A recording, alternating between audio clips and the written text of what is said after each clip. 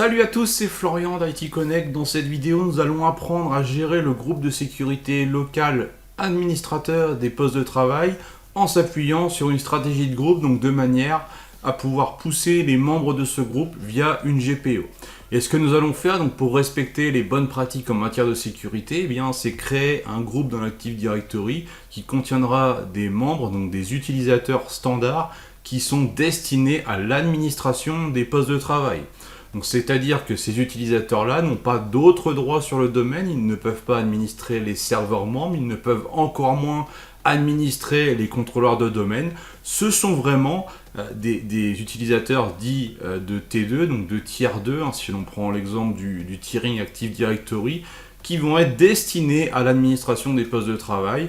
Et donc on va venir les ajouter dans un groupe de sécurité Active Directory qui lui-même sera poussé en tant que membre du groupe administrateur local de nos postes de travail. Donc pour faire ça, on peut s'appuyer au niveau stratégie de groupe sur deux méthodes. La première méthode, c'est les groupes restreints, mais ce n'est plus la méthode recommandée. La méthode recommandée consiste à s'appuyer sur les stratégies de groupe avec les paramètres de préférence où on va venir configurer le groupe administrateur. Donc c'est ce que l'on va voir dès maintenant dans une démo. Mais avant cela, pensez à vous abonner à la chaîne YouTube.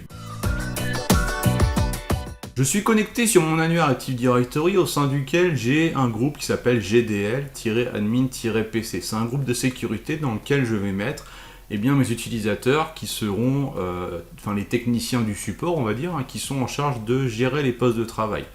Donc en fait, il va falloir les ajouter dans ce groupe-là. Donc ça, c'est à vous d'alimenter ce groupe. Et après, on va le configurer ce groupe dans la GPO. Donc au niveau GPO, ce qu'on va faire, moi, je vais me positionner sur l'OUPC. Je vais faire un clic droit, donc créer un objet GPO. Et je vais appeler la stratégie, donc sécurité ordinateur, admin locaux. Je fais OK. Et ensuite, donc, je vais modifier cette stratégie. On va aller dans la partie préférences, paramètres du panneau de configuration. Ici, on va aller dans utilisateur et groupes locaux. On va faire un clic droit, nouveau groupe local. On va mettre l'action mettre à jour. Ça, c'est bien, c'est important de garder cette action-là, puisque de toute façon, le groupe en face, il existe déjà. Le nom du groupe, ça sera administrateur. Si vous êtes sur un OS Windows qui a été installé en anglais initialement, il faudra bien mettre administrators, donc avec un O ici. On fait ça, on ne touche pas, ça non plus, ça je vais y revenir après. Et on va venir ajouter ici donc le nom du groupe. Donc je vais venir le chercher, donc GDL comme ceci, admin PC. Voilà, donc je vais action ajouter à ce groupe. Donc je vais ajouter GDL-admin-PC au groupe administrateur. Je pourrais m'arrêter là, ça va simplement venir l'ajouter dans le groupe en plus des membres qui sont déjà existants au niveau de la machine. Si on va avoir un petit peu plus de contrôle et aller plus loin, on va venir cocher ces deux options, supprimer les utilisateurs, supprimer les groupes.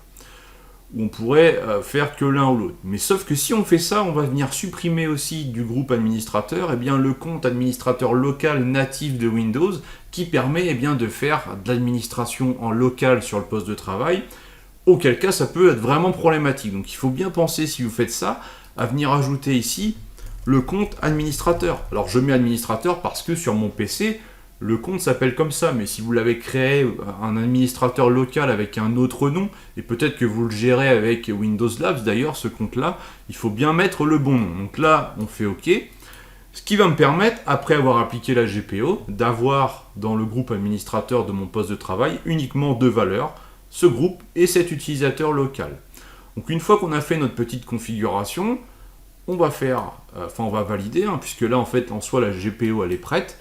Et la suite, ça va se passer sur le poste de travail. Donc là, je passe sur un poste de travail Windows 11. J'ai bien le groupe administrateur, donc dans la partie gestion de l'ordinateur. Et dans ce groupe, j'ai quoi ? J'ai un petit peu de tout. C'est un petit peu le bazar. J'ai administrateur, un compte local, Florian, un compte local, ce compte-là qui a un compte du domaine. Et j'ai aussi le groupe admin du domaine.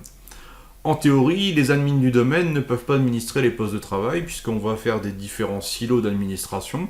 Donc ce sont que les membres du groupe Active Directory que je viens de créer qui doivent pouvoir administrer les postes de travail. Donc ma GPO va venir rectifier tout ça. Donc ce qui va se passer maintenant, c'est que je vais faire donc un GPU update slash force sur la machine. Donc, je fais un GPU update slash force sur la machine et on va voir que sans même la redémarrer, puisqu'il s'agit d'un paramètre de préférence, ça va venir mettre à jour directement le groupe ici. Donc je vais actualiser, administrateur, et voilà. Je retrouve bien le contenu de ma GPO avec le groupe, avec le compte utilisateur administrateur local et mon groupe personnalisé qu'il va bien falloir maintenant alimenter, puisque sinon, eh bien, personne ne sera en mesure d'administrer les postes de travail si ce n'est le compte administrateur local.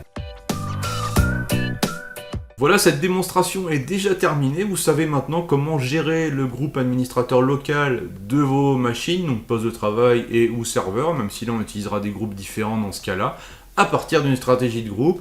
À vous de bien jouer sur l'option de suppression ou non des membres actuels. Donc soit on fait vraiment une gestion complète au niveau de la GPO où on vient écraser tout ce qu'il y a dans le groupe local, ou soit on vient ajouter notre groupe supplémentaire. Donc sur du poste de travail, je pense qu'on peut venir écraser. Sur certains serveurs où on peut avoir besoin pour une application d'ajouter un utilisateur dans le groupe administrateur local, ça posera problème puisque la GPO viendra écraser. Donc il faut adapter en fonction de vos besoins, de votre environnement, mais vous avez en tout cas maintenant la méthodologie pour le faire. Alors n'hésitez pas à liker et partager au max cette vidéo, et je vous dis à très vite. Ciao.